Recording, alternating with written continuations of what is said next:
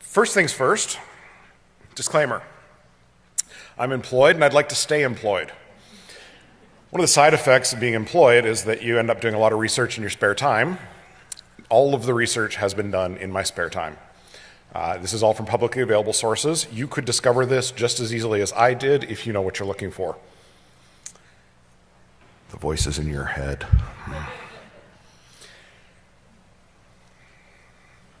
So I've been in information security for 15 plus years. That's going to have to change to a different kind of number pretty soon, and that scares me too. I've done everything from firewall admin and log review all the way up to CISO of a publicly traded financial. So I've seen it all, I've done it all, and I'm not afraid to tell other people to do the crap jobs I've been doing for the last 15 plus years. I've done a lot of stuff in the utilities vertical. You may have heard me talk about that crap. I've done a lot of stuff in the financials vertical, and I'm not an expert at anything. Remember, if somebody tells you they're an expert, they're lying. Nanoseconds.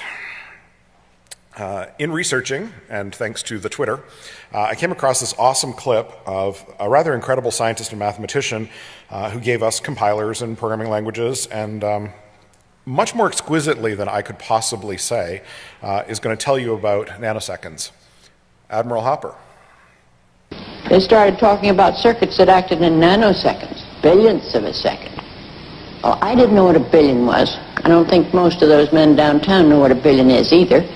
And if you don't know what a billion is, how on earth do you know what a billionth is? I fussed and fumed. Finally, one morning, in total desperation, I called over to the engineering building, and I said, please cut off a nanosecond and send it over to me. And I've brought you some today. Now, what I wanted when I asked for a nanosecond was, I wanted a piece of wire which would represent the maximum distance that electricity could travel in a billionth of a second. Now, of course, it wouldn't really be through wire. It would be out in space, the velocity of light. So if you start with the velocity of light and use your friendly computer, you'll discover that a nanosecond is 11.8 inches long. The maximum limiting distance that electricity can travel in a billionth of a second. Finally, at the end of about a week, I called back and said, I need something to compare this to. Could I please have a microsecond? I've only got one microsecond, so I can't give you each one. Here's a microsecond. 984 feet. I sometimes think we ought to hang one over every programmer's desk or around their neck so they know what they're throwing away when they throw away microseconds. Now, I hope you'll all get your nanoseconds. They're absolutely marvelous for explaining to wives and husbands and children and admirals and generals and people like that. An admiral wanted to know why it took so damn long to send a message via satellite. And I had to point out that between here and the satellite, there were a very large number of nanoseconds. You can explain these things. It's really very helpful, so be sure to get your nanoseconds.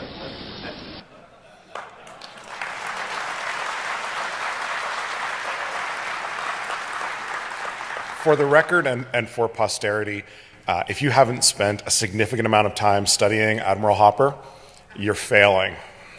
Do it. The woman was brilliant. She gave us compilers. She gave us programming languages. Her contributions to computer science are astronomical, and her explanations of the mundane are brilliant and hilarious. There's a clip of her going toe-to-toe with David Letterman that will knock you right off of your socks. It's absolutely amazing stuff. I had every intention of bringing some nanoseconds to give out, but it turns out the Transportation Security Administration has a lot of problems with bundles of wire in luggage. They have a lot of problems with pennies. You can imagine what they'd think of pennies plus wire in the same bag.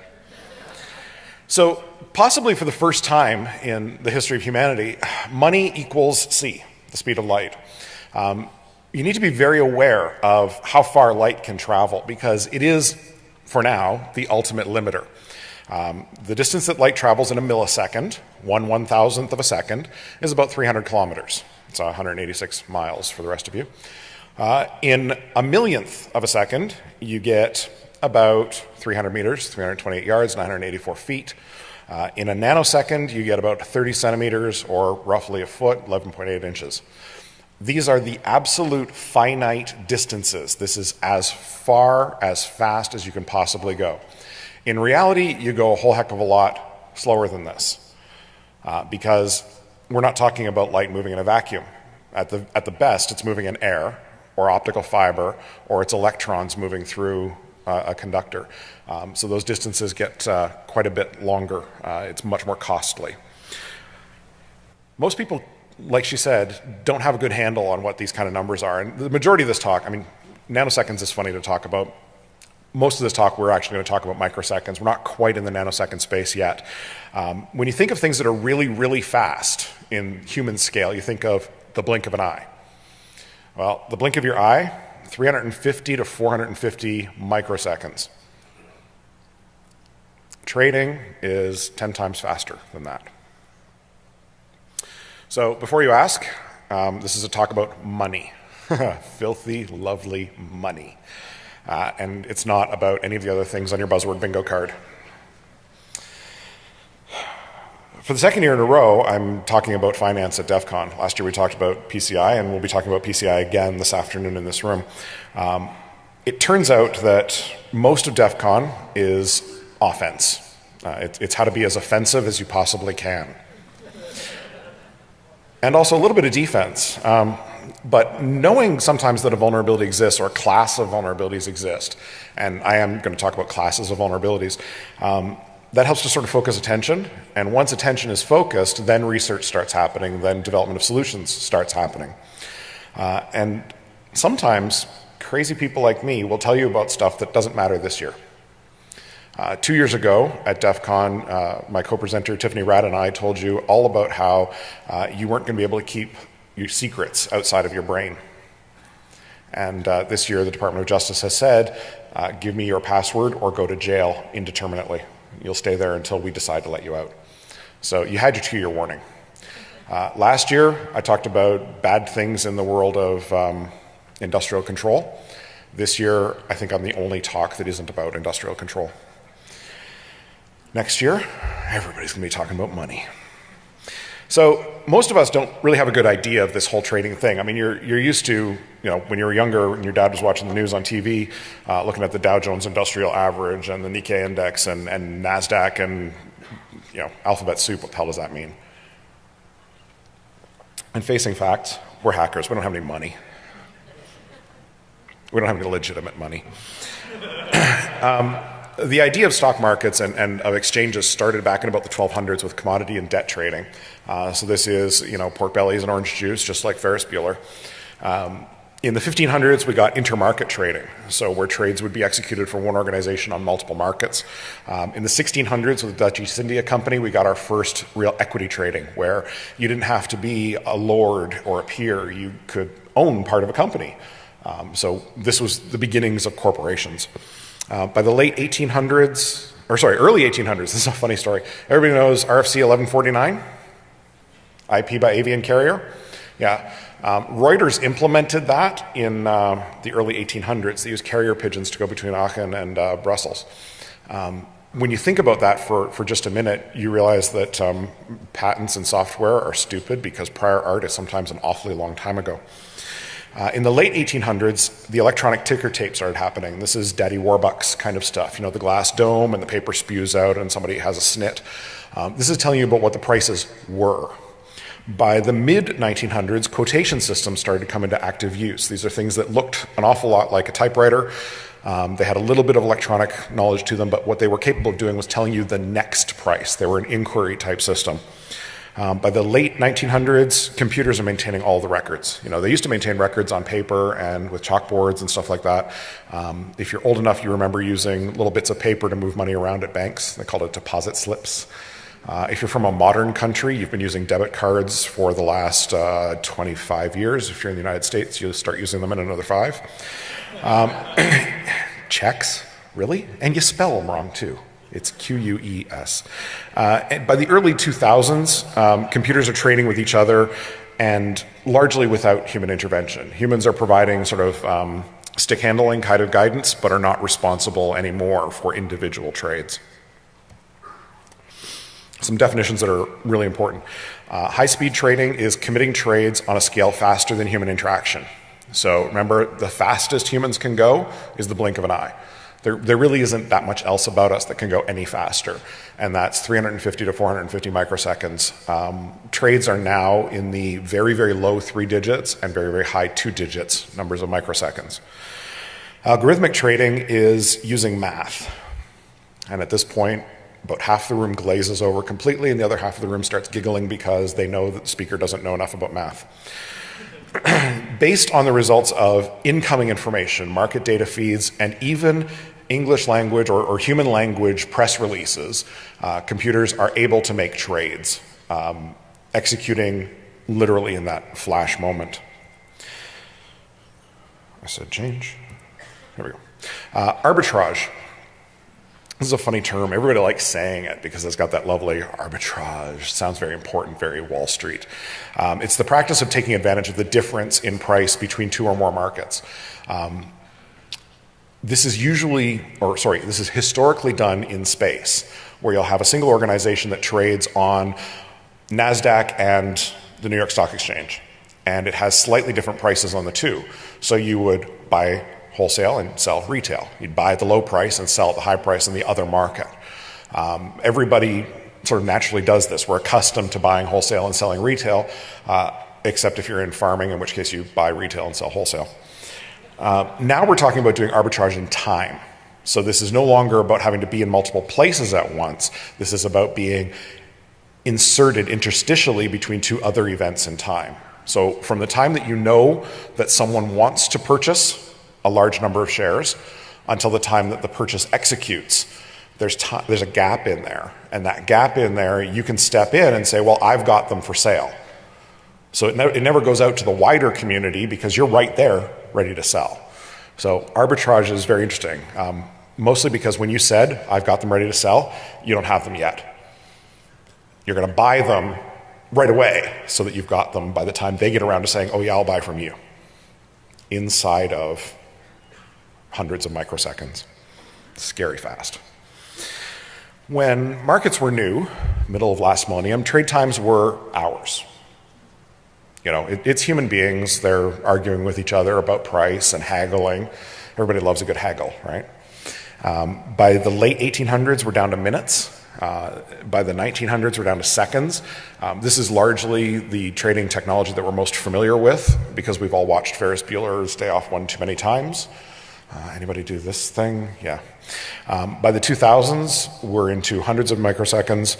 In the future, I don't know, tachyon pulse emissions or something, future prediction kind of stuff, because we're going to hit that wall of the speed of light, and we're going to hit it kind of hard. It's going to hurt a lot. The architecture of these systems is astonishingly simple. When you look around the internet for architecture diagrams for high-speed trading, what you'll see is that someone threw up in Visio and gave you a chart this big, and it looks like shit. Because they've included every damn thing they can think of. We all have the blinky lights and shiny things disease. These people have it in a way that we'd look at them and giggle because they are completely insane about this stuff. In reality, there's only 4 moving pieces you need to know about. You've got an exchange of some type, whether it's the New York Stock Exchange, whether it's a commodity market in Chicago, whether it's a private exchange, whether it's a, well, anything, Toronto Stock Exchange. You have a trading engine that's tightly coupled to that. And the trading engine is this odd special piece of hardware, and I'll come back and talk to it in a minute. The trading engine gets its information from market data sources. So this is telling you what's going on in other markets, what's going on in the news, what's going on in the markets you're tightly coupled to. And there is a human who provides, like I said, this sort of stick handling control over what's going on. That machine in the middle is kind of an interesting box. It's faster than most other computers you have. It's one of the few times when you can go to a major supplier of rack-mounted computer equipment and they will sell you something that has been overclocked and maxed out and liquid-cooled and, oh my God, that's cool. You know, 12 to 24 cores, 128 gigs of RAM is not unusual. Gigabit, 10 gigabit, InfiniBand, PCIe interfaces between machines to cram that latency as low as possible. The thing that you'll never see them use is the actual network interface on the box. They'll always replace it with something faster. You don't really realize quite how much latency is added by things like well-trusted, well-documented, completely debugged Ethernet drivers and IP networking stacks. Instead, you should go out and have a couple of developers in their own little space design for you a custom FPGA card that interfaces directly with Ethernet so that your application can build a trading in memory, a fixed transaction in memory, and pass it to the FPGA as it's being built, and the FPGA will ram that thing out on the wire as fast as possible. You'll notice that those couple of developers don't have the kind of historical legitimacy that something like the BSD IP stack has. Think about that for a minute. So how fast is fast? How fast does fast really matter? Need to keep hammering this point home because it's something that most people just can't grasp the first time around. If you're executing trades in terms of seconds, you have no position. You will lose every single time. You will lose your shirt in the market. You're the kind of person who sits at home watching ads for ITT Tech. Sorry. In milliseconds, you're losing nearly every time. And when you think about it, milliseconds, you don't notice milliseconds, right? You take a brand new laptop, brand new server, and a brand new gigabit Ethernet switch. I tried this just last week at home, so I have the number to prove it. And send a ping to the server and get the response back. Half a millisecond, it's pretty average. So your home stuff is pretty slow, right? I mean, you heard me say before that half a millisecond is just way too much, right? Sub-millisecond, big players are regularly beating you because they've got better, faster computers. They're replacing them with asset timelines that aren't measured in years. They're measured in weeks or maybe months. So new hardware goes in there as fast as possible because new hardware is faster than old hardware. In the hundreds of microseconds, you're a bit player. You're winning based more on flip of a coin than on being able to actually win. And if you're in the tens of microseconds, you're almost always winning, which is kind of a nice place to be. Almost as important as being just plain fast, just very, very low latency, is also being very, very predictable. So all those VoIP people out there that like to talk about, crazy high jitter and how that completely wrecks the voice conversation and how people can't understand and be intelligible and they go all Skype robot-y and stuff. In this situation, the jitter matters because it's being taken into account as part of the calculation. You know what your round trip time to the exchange is, and that round trip time has to stay the same.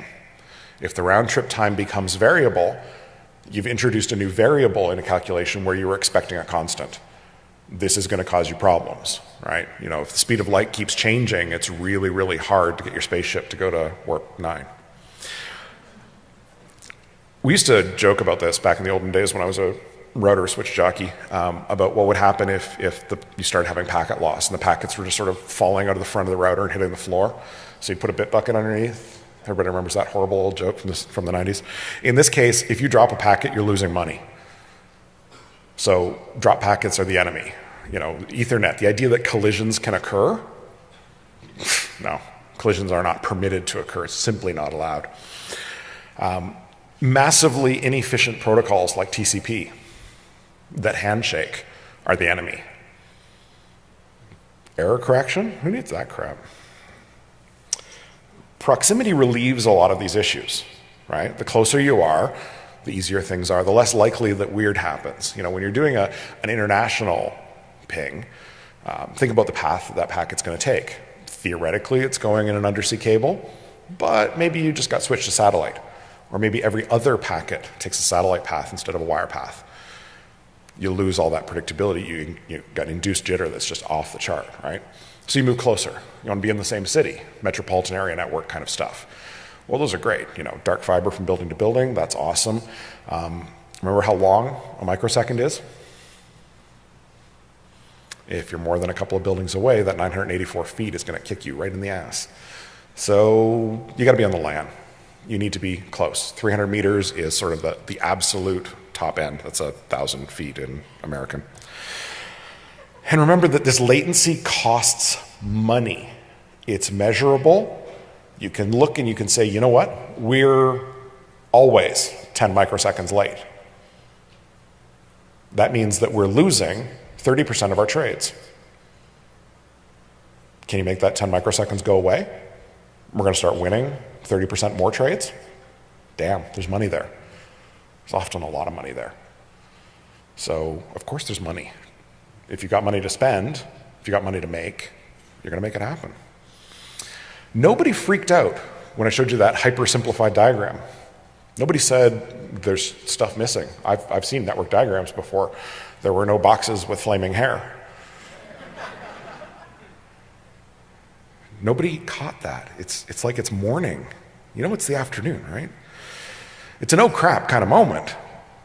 Once it's pointed out to you and you go, oh shit, there's nothing actually protecting those links except that they're private.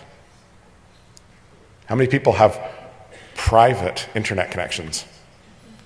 How many people have private frame relay? How about private VLANs? How about private MPLS?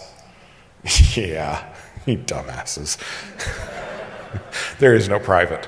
But the marketeering jerks can sell to people who are uninformed, who say to them, well, it's your private link. It's your dark fiber that runs from one to one. There is no patch panels in the way. There are no switches that you're transiting through in a blind layer 2-ish system. It's private. It's all yours. And nobody's ever been on a network with other participants, right? There's only 2 nodes on that network. Only 2. There's no one else. There's no other customers. No one else is connected to that exchange except you. You are the only customer of the New York Stock Exchange. It's such crap that it shouldn't be. I mean, people who use computers every day that have, it's frustrating because there's no firewalls. Like the simplest thing, the most basic thing, I want to control with whom I am communicating as tightly as possible. I want to say that I will only communicate with this list of IP addresses and I will only communicate on these ports, the bare minimum. Because, guess what? Firewalls add latency. Really great firewalls, awesome firewalls that are all, UTM-y, they add a crap ton of latency. What do we do about that? Well, there's not really a whole lot we can do, really. We sort of suck it up and say, oh well. Because we're security people and we're okay with milliseconds of latency because nobody notices that when they're web browsing. And there's nothing in PCI DSS that says you have to have a fast firewall. You just have to have a firewall in a box in the corner of your data center, providing a home to mice. Remember, that latency stuff costs money. And if you're not in a position where you're saving money, you've gone from being an information security department that is a cost center to being an information security center that is a huge cost center. So the risk is smaller than the cost, which is smaller than the profit. Go away. There are no firewalls. Well, let's go back further in time. Anybody remember the 90s? Like 6 of us in here. We used to use these things called ACLs, access control lists. We'd build them into our routers and stuff. And we all had the Martian list. Everybody remember the Martian list? You know how many things are on the Martian list anymore? There's like 4 lines. They don't use ACLs because they add latency. Anytime you put an ACL in, the router or switch has to receive the entire packet. And only after it has received the entire packet does it make a decision. Latency. Most switches don't do cut through while ACLs are on. There are a couple that do now, but they're rare, few, far between. And risk is smaller than the cost, which is smaller than the profit, so screw you, no ACLs. Meaningful system hardening.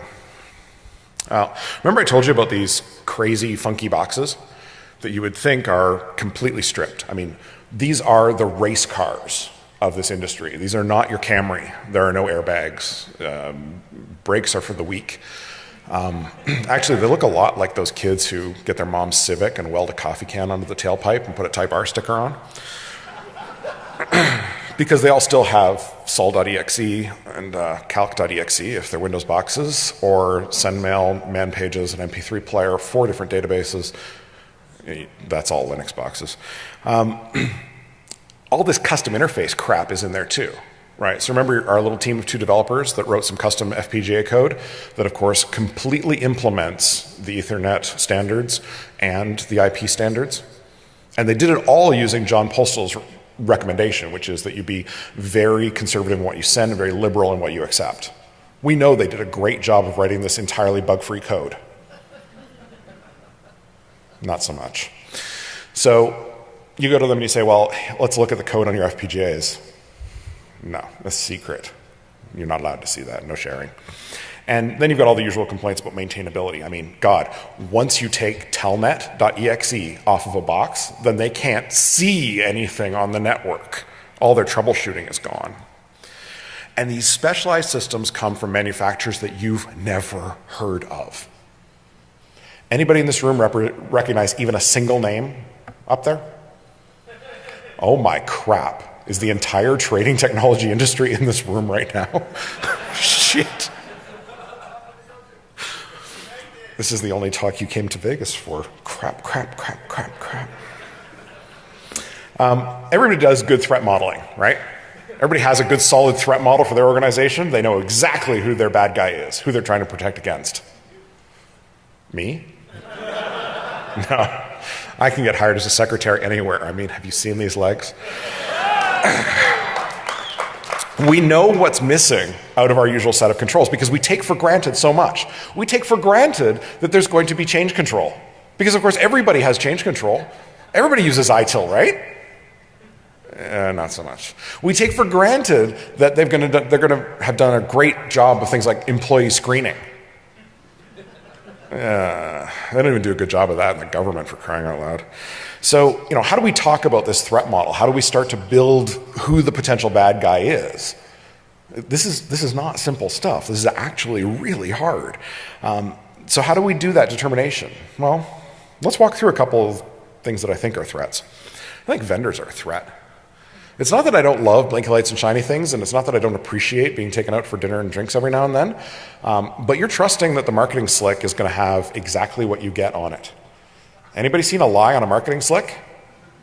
Anybody bought a product that didn't have a feature they told you it had? Okay, everybody who hasn't put up their hand obviously hasn't bought anything. This is a talk about capitalism. You're also trusting that they haven't hired any bad guys. So all those shortcuts that you take in your organizations? Yeah, they all take them too. I think it's a maybe. I like to have faith that the vendors are doing the right thing. I like to think that ethics is a word that they know. I'm probably completely kidding myself, but imagine something very simple. Imagine that a vendor has a disgruntled customer. Yeah, all vendors have all disgruntled customers. Imagine that a vendor has a disgruntled customer that's making their life miserable. Imagine if one developer takes it upon themselves to screw with that customer. They get custom patches, only for them, in which they've mucked around with the precision time protocol, just enough that a microsecond isn't a microsecond anymore. Sometimes it's a little more, and sometimes it's a little less. At the end of the day, they still have the same number of microseconds. They were just of different lengths. Kind of awesome, isn't it? I think developers are a threat. Any developers in the crowd? Yeah, I will tell you to your face that I love you, but I'm lying. Remember what Admiral Hopper said about wasting microseconds? 984 feet of wire, wrap it around your neck. Please and thank you. In most algo trading, the developer isn't a developer. The developer is like a developer trader. There's someone who has more knowledge of what's going on from a market perspective than they have around traditional SDLC. And best of all, they don't do dev, QA, SIT, staging, all that crap. They just put their changes right onto production, and they do it multiple times a day. Nothing can go wrong. Nothing. And remember how it's kind of odd. When you're working for an organization, you're giving up your IP, right? That's the whole, you give me dollars and I give you brains. You've become the means of production and the supply and also the labor. It really breaks the whole notion of the Industrial Revolution. Sometimes people get a little attached to their IP. Anybody ever taken something that they made at work and taken a copy of it home? Anybody telling the truth? It turns out that developers are a bit of a problem. They tend to take their crap home. In this case, we're talking about 32 megabytes of code. Anybody even remember megabytes? Yeah, kind of like kilobytes. I remember once upon a time I had less than a megabyte of storage in my entire life. Yeah, 32 megabytes of code, snuck it out over SSL connections, went to jail for 8 years and 1 month, paid a fine, has a Facebook fan page. It's kind of awesome. Took them a while to catch him too. I think there's another kind of threat in the insider. So in the financial world, they talk about insiders, and they mean something very, very specific. We're not talking about that kind of insider. We're talking about somebody who works in the organization.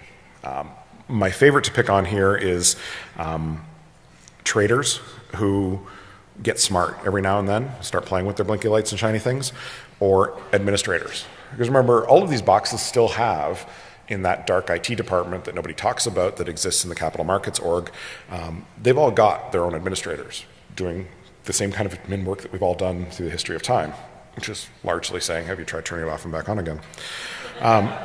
When these traders or administrators who have superior access to the system, you remember those comfy, warm feelings about things that, of course, you know exist, internal controls around segregation of duties and all that good stuff, where everyone has root on the trading algo box?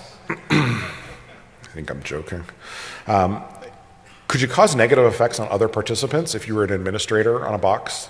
Could you induce a couple of microseconds latency in someone else's connection? Remember those fancy FPGA boxes, FPGA cards, that probably don't have the entire standard on board? If you send them a packet that makes them barf, what kind of barf do they have? You know, if we look at other places where we've seen this happen, where we've seen half-assed implementations of Ethernet or IP, we'll look to the world of industrial control and say, a couple of years ago, if you had an Allen Bradley PLC and you sent it a ping with a payload, a simple ICMP packet with payload, it would literally just stop processing. It didn't crash, just stopped. Can you make somebody else's algo engine stop? Can you make the market engine stop in one packet? I think so. Or you've also got the disgruntled employee, because every organization is completely free of that, who says, you know what, I'm going to make sure that my employer never wins another trade. I'm going to induce another 75 microseconds of latency. I'm going to do it by adding a quarter of a microsecond every other day until it gets to 75. Along the way, I'm going to be very angry about PC load letter and the guy in the cube next to me who listens to music at a reasonable volume while collating. Turns out traders are a bit of a problem. This is my favorite case to wave in the face of people who say that printers are not part of information security's duties. This dude took the code out on slices of trees and only a couple hundred of them. That's really awesome. They had to do forensics on the printer to figure out what happened. Everybody knows that your printers have disk drives in them now? Yeah. Sentenced to 3 years in prison, plus 2 years of supervised release, and at that point will likely be deported. Oops. I think the market is a threat. I really do. And it's an odd kind of technical threat. In our world, we've seen this kind of threat before. It's an amplification kind of attack, right? Once things start going sideways, you can push them hard and make them go a whole lot more sideways. If the market suffers from malformed messages, where someone is sending the market malformed messages, or worse, the market is sending out malformed messages, what's going to happen? Badness. How would malformed messages happen? Shitty code push? Yeah. There's a bunch of issues around transaction risk scrutiny and whether or not a transaction is permitted to go through. And there's some compromised systems kind of problems that I think are very, very real. Because, every large organization with more than 30,000 employees has, oh my God, has never had a compromised system on the inside, right? There are no botnets running inside of Fortune 50, Fortune 100 companies. It turns out that, the market is actually kind of a huge threat. In May of 2010, the Dow Jones Industrial Average plummeted 900 points in minutes. This is a flash crash, took about 3 minutes. There's a huge amount of documentation. There's what I think is a great document from Nanex. I was told when I gave this talk at Black Hat that the Nanex report is a lie. I don't know whether that guy had a tinfoil hat on under his toupee. But the point is that this was exactly that kind of amplification attack. An algo started selling, and it saw the price drop because supply increased on the market. And so as the price was dropping, it said, oh my God, I gotta sell. And so it sold more, and the price dropped more, and it went, oh my God, I gotta sell more, and the price dropped more, and things went downhill from there. Hi guys. I am so scared about this next panel I'm in. Ed Felton, whom you should all know from Princeton, did a really good teardown of it, and thinks that it comes down to really kind of 5 points. A bunch of weird quote requests went into the stock exchange computers. Normally, these quotes are shoved in a queue, but because of the high rate of requests, the queue got backed up. And there was an error. The quote lists a price and a time. In this case, the price was determined when the quote went into the queue, but it wasn't time-stamped until it left the queue. And it was in the queue for more than a couple of microseconds, and the price changed during that time period. So what people thought was the price wasn't the price, essentially. And these got really confusing. Everything went crazy. The market destabilized.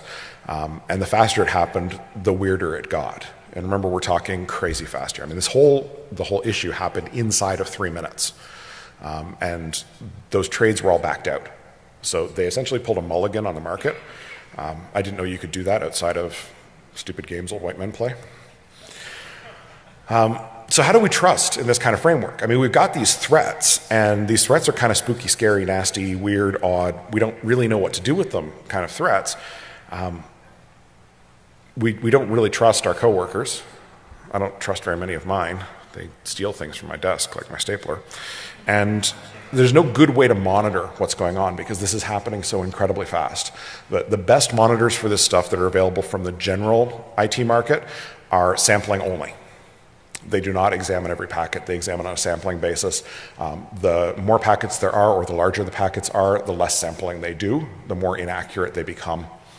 There are a couple of very, very specific devices that are made for this market that do a much better job, but you're in IT security, not capital markets, so you've got no idea who those companies are or where those devices come from.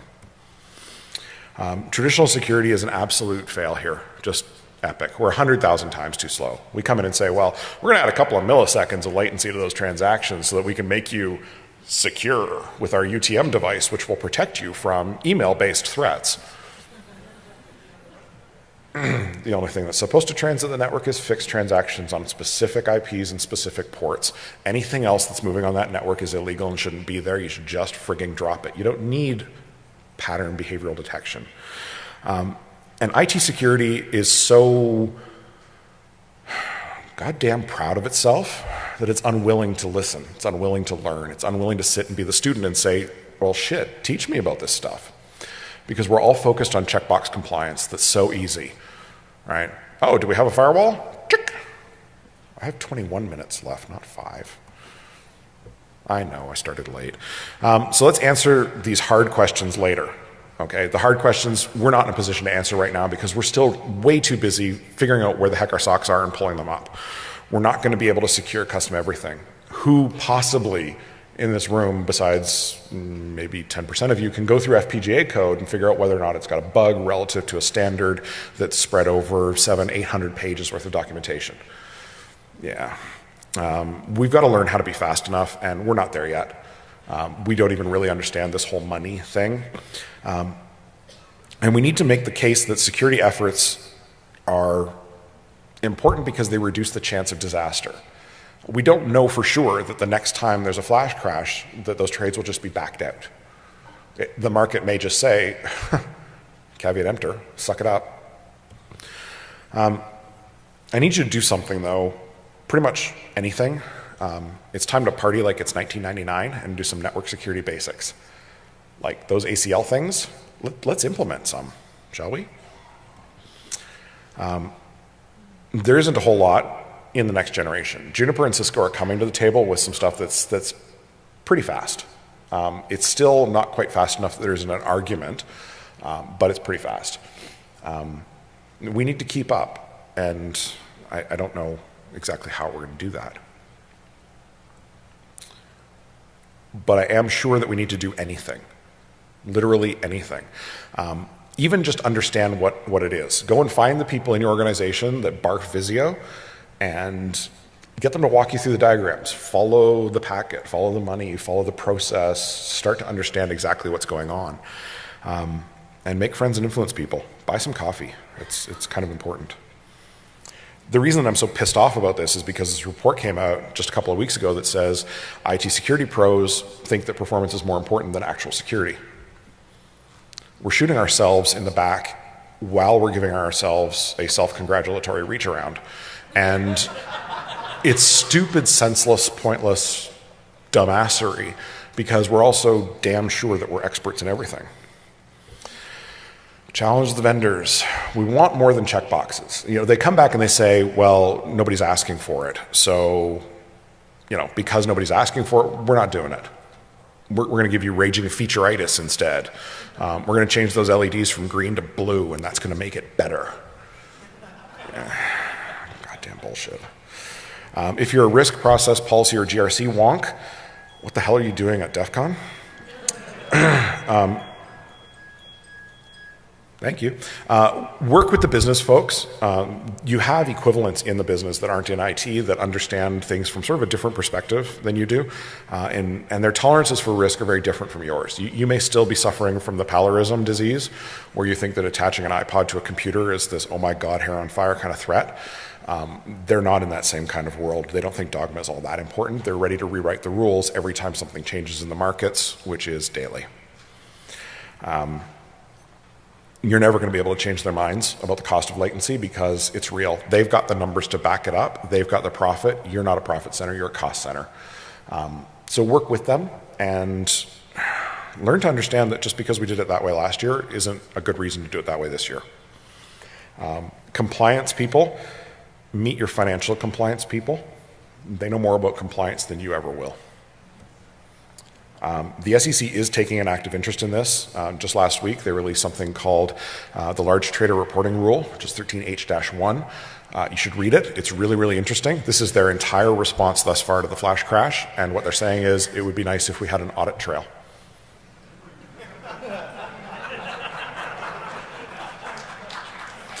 Yep, that's right. All you need to be regulatorily compliant is a better audit trail. If you're in the trenches, do some fucking research. We haven't seen original research at DEFCON in God knows how long. The next derivative piece of shit talk, I am so fed up. Do the research, please. Make the time. If you don't have 20% or 10% time from work, you should be doing it at home. Find something and start picking at it and peel up the edge. I only started really poking into this actively about 6 months ago. I'm here, you're not. Understand your business partners. Build the POC lab so that you can show this stuff. Your POC lab is going to have to be weird and esoteric. It's not the POC lab that you're using right now for your little Windows vulnerabilities and desktop bullshit. You need 10 gigabit E, you need InfiniBand, you need PCIe machine to machine. You need machines that have 12 cores, 128 gigs of RAM, and stupid fast connections. You need the open source fixed transaction system so that you can build fixed transactions and send them out on the wire. You don't understand this stuff and you try to talk with authority about it. Until you've played with it, you don't get to talk about it. It's kind of like teenagers and sex. Encourage the vendors to get with the program. Please, thank you. Oh my God, vendors step up. A couple of them have, and huge kudos for the couple that have.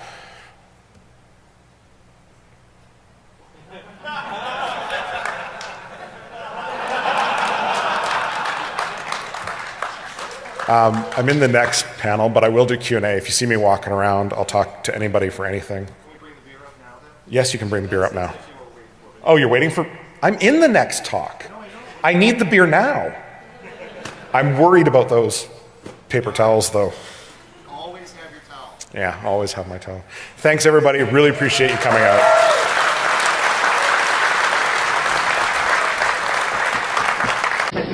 And if you don't know what a billion is, how on earth do you know what a billionth is? I fussed and fumed. Finally, one morning, in total desperation, I called over to the engineering building, and I said, please cut off a nanosecond and send it over to me. And I've brought you some today.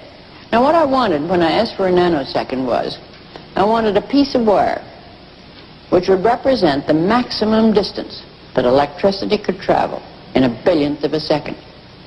Now, of course, it wouldn't really be through wire. It would be out in space, the velocity of light. So if you start with the velocity of light and use your friendly computer, you'll discover that a nanosecond is 11.8 inches long. The maximum limiting distance that electricity can travel in a billionth of a second. Finally, at the end of about a week, I called back and said, I need something to compare this to. Could I please have a microsecond? I've only got 1 microsecond, so I can't give you each one. Here's a microsecond. 984 feet. I sometimes think we ought to hang one over every programmer's desk or around their neck so they know what they're throwing away when they throw away microseconds. Now, I hope you'll all get your nanoseconds. They're absolutely marvelous for explaining to wives and husbands and children and admirals and generals and people like that. An admiral wanted to know why it took so damn long to send a message via satellite. And I had to point out that between here and the satellite, there were a very large number of nanoseconds. You can explain these things. It's really very helpful, so be sure to get your nanoseconds.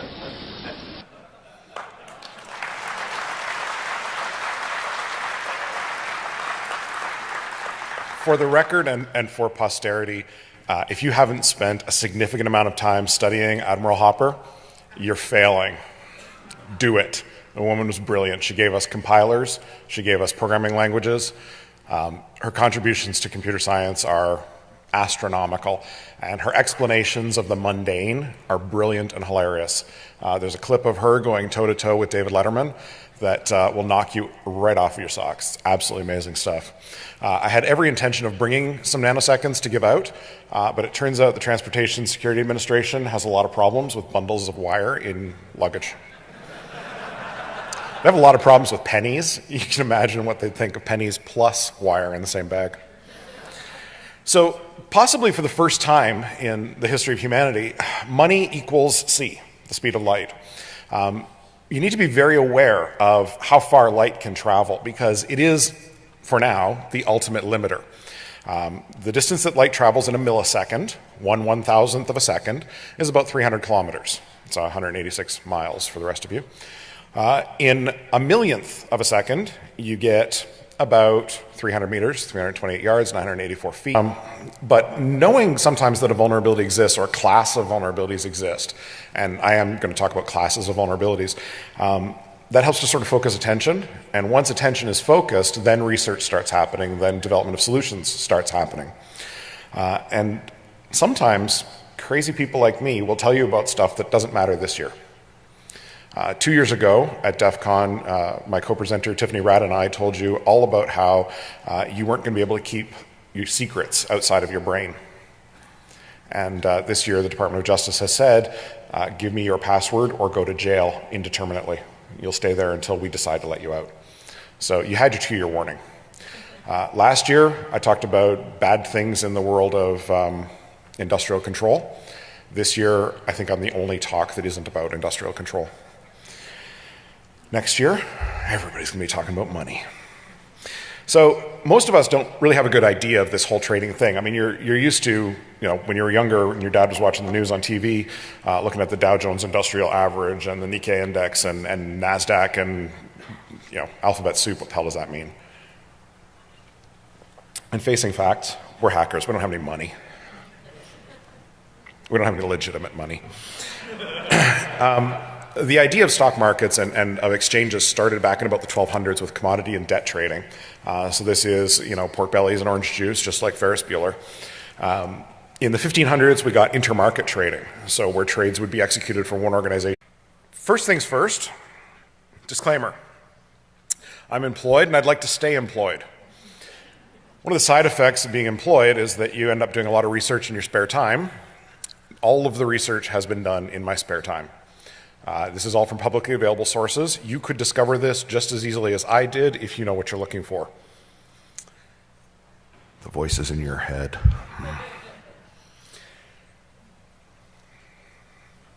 So I've been in information security for 15 plus years. That's going to have to change to a different kind of number pretty soon, and that scares me too. I've done everything from firewall admin and log review all the way up to CISO of a publicly traded financial. So I've seen it all, I've done it all, and I'm not afraid to tell other people to do the crap jobs I've been doing for the last 15 plus years. I've done a lot of stuff in the utilities vertical. You may have heard me talk about that crap. I've done a lot of stuff in the financials vertical, and I'm not an expert at anything. Remember, if somebody tells you they're an expert, they're lying. Nanoseconds. In researching, and thanks to the Twitter, I came across this awesome clip of a rather incredible scientist and mathematician who gave us compilers and programming languages, and much more exquisitely than I could possibly say, is going to tell you about nanoseconds. Admiral Hopper. They started talking about circuits that acted in nanoseconds, billionths of a second. Oh, I didn't know what a billion was. I don't think most of those men downtown know what a billion is either. In a nanosecond, you get about 30 centimeters, or roughly a foot, 11.8 inches. These are the absolute finite distances. This is as far, as fast as you can possibly go. In reality, you go a whole heck of a lot slower than this, because we're not talking about light moving in a vacuum. At the best, it's moving in air, or optical fiber, or it's electrons moving through a conductor. So those distances get quite a bit longer. It's much more costly. Most people, like she said, don't have a good handle on what these kind of numbers are. And the majority of this talk, I mean, nanoseconds is funny to talk about. Most of this talk, we're actually going to talk about microseconds. We're not quite in the nanosecond space yet. When you think of things that are really, really fast in human scale, you think of the blink of an eye. Well, the blink of your eye, 350 to 450 microseconds. Trading is 10 times faster than that. So before you ask, this is a talk about money. Filthy, lovely money. And it's not about any of the other things on your buzzword bingo card. For the second year in a row, I'm talking about finance at DEFCON. Last year we talked about PCI, and we'll be talking about PCI again this afternoon in this room. It turns out that most of DEFCON is offense. It's how to be as offensive as you possibly can. And also a little bit of defense.